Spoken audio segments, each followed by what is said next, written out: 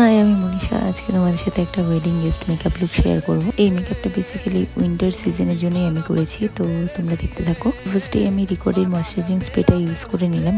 Next আমি use করেছি মিনিমালিস্টের serum. এরপর আমি ইউজ করলাম মিনিমালিস্টের ময়শ্চারাইজার। তারপর আমি রিকর্ডের প্যালেটের থেকে আমি দুটা শেড মিক্সড করে আমার কালার কারেক্টিংটা করে নিয়েছি।